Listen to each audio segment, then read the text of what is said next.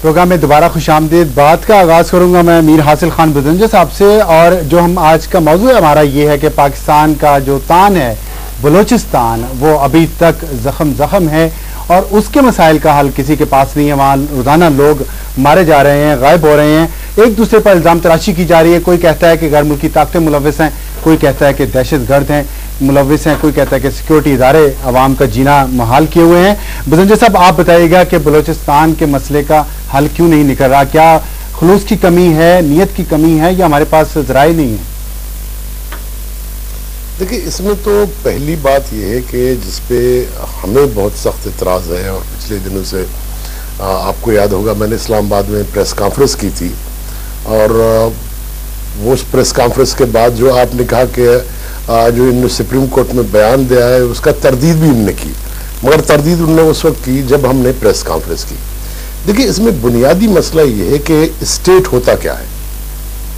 अगर स्टेट वही काम करना शुरू कर दे जो आम शहरी कर लेते हैं, अगर स्टेट भी लोगों को अगवा करती है, स्टेट भी लोगों को मारना शुरू कर दे, स्टेट भी लोगों की लाशें फेंकना शुरू कर दे, तो फिर स्टेट और वो जो क्रिमिनल्स हैं उनमें कोई फर्क बाकी नहीं रहता। हमें जो मुश्किल आई है कि देखिए, इस वक्त आपके पास जो कैलकुलेशन है, मैं उनमें थोड़ा सा डिसएग्री करता हूं जो आपने बताया शुरू में। इस वक्त तकरीबन लास्ट 4 to 5 मंथ्स में 107 लड़के जिनको मार के उनकी लाशें मुख्तलिफ जगहों पे फेंकी गई हैं, और वहां से बहुत सी ऐसी लाशें हुई हैं कि जिनको 3-3, 4-4 दिन बाद रिकवर किया गया है। उनमें बहुत से बुरी हालत में लाशें मिली हैं, और ये अभी तक इसका सिलसिला जारी है। 2 लाशें कल तक भी मिली है। खुद लश्करी साहब के डिस्ट्रिक्ट में, जो होम डिस्ट्रिक्ट है उसका। पहले तो यह कि जब तक स्टेट अपना ये रवैया नहीं बदलता तो उससे फिर मामलात अच्छे कैसे होंगे। अब ये जितने, मैं दावे से कहता हूं कि ये जितने लड़के मार के फेंके गए हैं, अगर आप दावत देता हूं आज वक्त टेलीविजन वालों को कि अगर आप इनकी इन्वेस्टिगेट करें, इनमें से 99% either they are the student of the university और कॉलेजेस। अब पहले तो इस रवैये को जब तक नहीं बदलोगे तो उसके बाद आप ये कहेंगे कि हल क्या होगा। हल तो बहुत दूर चला जाता है। पहले तो स्टेट का जो अपना रवैया है वो इसको बदले, फिर सुप्रीम कोर्ट में खुद आके जो अटॉर्नी जनरल है, वो एडवोकेट जनरल है बलूचिस्तान के advocate general is representative of Balochistan government, ठीक, उसने बाकायदा आके स्टेटमेंट दी वहां के जी जो हमारी वहां कोई हैसियत नहीं है, वहां जो हुकूमत है उसकी कोई हैसियत नहीं है, जो कुछ कर रहा है वो एफसी कर रहा है। अब आप बताएं कि ऐसी सूरत हाल में जहां वहां की जो इलेक्टेड गवर्नमेंट अपने आप को बोलती है, और वो भी पीपल्स पार्टी की गवर्नमेंट है, किसी दूसरी जमात की गवर्नमेंट नहीं है, अगर वो जी मुझे एफसी, रईसानी साहब कह रहे हैं आपका कजन भी है उस हुकूमत में।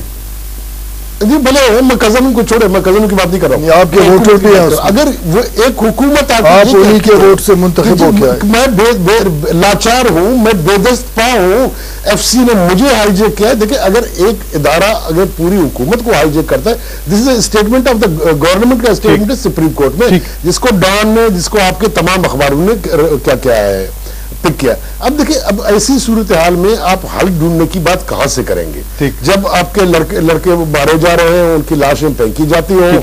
मैं ऐसी सूरत में मैं साहब से इसका जरा, मैं मीर साहब आप बताइएगा, जैसे बुजंजर साहब ने भी कहा है कि रियासत जो है, अगर वो खुद रियासत के अंदर एक और रियासत वो कह रहे हैं बनी हुई है, और पाकिस्तान पीपल्स पार्टी की हुकूमत कुछ भी नहीं कर रही इसमें। देखिए, बात यह कि अगर आपने कभी मेरा मौक़िफ़ सुना हो, और मैं ये समझता हूँ कि पॉलिटिकल वर्कर को पहला बात ये तय करना चाहिए इस मुल्क में कि वो सच बोलेगा।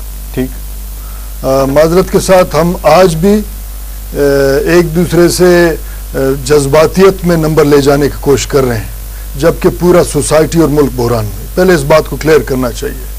दूसरा ये कि जैसे मीर साहब ने कहा पीपल्स पार्टी की हुकूमत में, ऐसा नहीं है, एक मखलूत हुकूमत है, इसको क्लियर होना चाहिए। इनके अपने कजन भी, और उसी सूबाई असम्बली से ये मुंतखब हो के सेनेट में आए, इस बात को क्लियर करना चाहिए। अब मेरा हमेशा से मौक़िफ़ ये रहा है कि जैसे मीर साहब ने कहा, हम दहशतगर्दों से, शिद्दत पसंदों से शिकवा क्या करें जब रियासत के वो इदारे जो आइन और कानून के पाबंद हैं, वो भी वही रवैया रख रहे हैं जो वो दहशतगर्द या शिद्दत पसंद जिनको ये हम जानते नहीं है, जिन पे हम इल्ज़ाम लगा रहे, पहले इस बात को क्लियर। और मुंतखब नुमाइंदों ने ये पहले मरतबा अपना हक अदा किया कि सुप्रीम कोर्ट के अंदर ये बात की है। इन्होंने कभी ऐसा बात नहीं है, किसी ने इतना क्लियर वाज़े बात नहीं किया। अब बात यह है, मेरा मौक़िफ़ ये है, मैं पीपल्स पार्टी का सूबाई सदर था और मैं हमेशा इस बात का कायल रहा हूँ कि जमहूरी हुकूमत को आवाम के साथ डायलॉग करना चाहिए, उसके बजाय कि चंद शख्सियत अपने आप को वारिस करार दें। एक सवाल की इजाजत दें अगर, तो आपने कहा कि आपकी हुकूमत ने पहली दफा सुप्रीम कोर्ट में जाके सच बात की है, सूबाई हुकूमत ने, बड़ी अच्छी बात है, लेकिन क्या यही काम है पाकिस्तान पीपल्स पार्टी की हुकूमत का कि वो सुप्रीम कोर्ट में जाके कह दे आपके अंडर है, वफाकी हुकूमत के अंडर है? देखिए एक बात तो क्लियर होना चाहिए कि अगर हम आज के मुंतखब हुकूमत के अंडर होता, जो रियासती ताकत जिसको हम फौज कहते हैं, आज यहाँ मामला कई मुख्तलिफ होते हैं। जिस तरीके से उसने मुबारक के कंट्रोल में मिस्र का फौज था, यहाँ भी इसी किस्म के हालात हैं। इसके लिए एक स्ट्रगल करना चाहिए। पहला बात ये तमाम पॉलिटिकल वर्कर को सोचना चाहिए कि एक मौक़िफ़ हो कि अवामी ताकत को आगे लाएं और अवाम एक फैसला करे कि इस मुल्क में इदारे जो मुंतखब इदारे हैं वो मुल्क के बागडोर में अपना किरदार अदा करेंगे। इस पर बात करेंगे, जारी रखेंगे। फवाद चौधरी साहब, आपसे मैं ये पूछना चाह रहा हूँ कि आपके जो लीडर हैं परवेज मुशर्रफ साहब, उनके दौर में ये मिलिट्री ऑपरेशन शुरू हुआ बलूचिस्तान में और बलूचिस्तान के लोगों को सबसे ज़्यादा शिकायत दी परवेज मुशर्रफ साहब से ही हैं और वहीं से ये सारा, जैसे मैंने कहा, काम शुरू हुआ। तो क्या आपके ख्याल में ये जो जख्म दिए हैं आपके लीडर ने, ये कभी भर सकेंगे? पहली बात तो यह है कि हिस्टोरिकली अब सार आप देखें कि परवेज मुशर्रफ साहब ने बलूचिस्तान में ऑपरेशन का हुक्म नहीं दिया। सबसे पहले तो कायद-ए-आज़म मोहम्मद अली जिन्ना ने 1948 में बलूचिस्तान में ऑपरेशन का हुक्म दिया। उसके बाद अयूब खान ने बलूचिस्तान में ऑपरेशन का हुक्म दिया। उसके बाद जुल्फ़िकार अली भुट्टो ने बलूचिस्तान में ऑपरेशन का हुक्म दिया और उसके बाद अब परवेज मुशर्रफ साहब ने बलूचिस्तान में, उन्होंने हुक्म नहीं दिया, इनफैक्ट बलूचिस्तान की गवर्नमेंट ने, जॉम यूसुफ साहब ने वहां पर कैबिनेट हुई, उन्होंने कॉल की आर्मी और परवेज मुशर्रफ साहब का इस ऑपरेशन से सिर्फ इस हद तक ताल्लुक था कि वो सदर थे पाकिस्तान के। जहां तक इस ऑपरेशन का ताल्लुक है, अगर आप फिगर्स देखें जैसे आपने शुरू में दिए हैं, तो 2001 से लेके 2007 तक 699 बम ब्लास्ट में 445 के करीब हलाकतें हुई। जबकि परवेज मुशर्रफ साहब जब चले गए और 2008 से 2011 के दरमियान 538 बम ब्लास्ट में 353 लोग अब तक जो है वो शहीद या 538 लोग जो है वो शहीद या मारे जा चुके हैं और सिर्फ 2010 में 531 और 2009 में 792 के करीब जो है ये बम ब्लास्ट हो चुके हैं। तो अगर परवेज मुशर्रफ रीजन होते, वो चले गए थे, उसके बाद खत्म हो जाता मामला और ये बम ब्लास्ट ना होते, लेकिन इसके बाद तो हमने देखा कि ये बढ़े हैं और बहुत बुरी तरह बढ़े हैं। मसला यह है, अभी आप अगर बजट को भी देखें तो 153 अरब रुपए के करीब जो है बलूचिस्तान का 2010 का बजट है।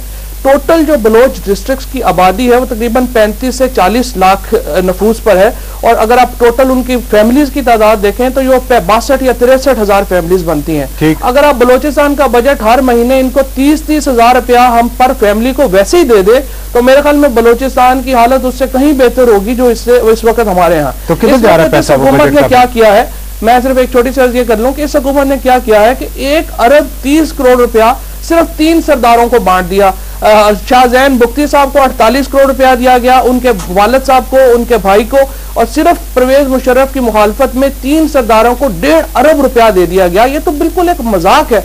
बलूचिस्तान अगर 5 सरदारों का या 7 सरदारों का नाम है तो आपकी मर्जी है। बलूचिस्तान के लोगों का मसले ये नहीं है। बलूचिस्तान के लोग अमन चाहते हैं, बलूचिस्तान के लोग चाहते हैं कि उनको तालीम मिले, सेहत मिले, सड़कें मिले और उस वक्त में सबसे बड़ी रुकावट वहां का सरदारी निजाम है। आपको एफर्ट करनी पड़ेगी, कोशिश करनी पड़ेगी, सरदारों के चुंगल से आम लोगों को छुड़ाना पड़ेगा। परवेज मुशर्रफ ने एक कमेंडेबल एफर्ट की सरदारों के चुंगल से छुड़ाने की। इस हुकूमत को उसको जारी रखना चाहिए था। इस हुकूमत ने उसमें ले तो लाल से काम लिया। वो आज बलूचिस्तान खून में नहाया हुआ है। साहब वो देखते हैं कि उनकी जो कोशिश थी वो कितनी कामयाब रही है और उसके नुकसान कितने हुए। वक्त ब्रेक के बाद इसी मौजू पर बात जारी रखेंगे और मैं चाहूंगा कि हमारे साथ अख्तर मेंगल साहब जो हैं साबिक वज़ीर बलूचिस्तान, वो भी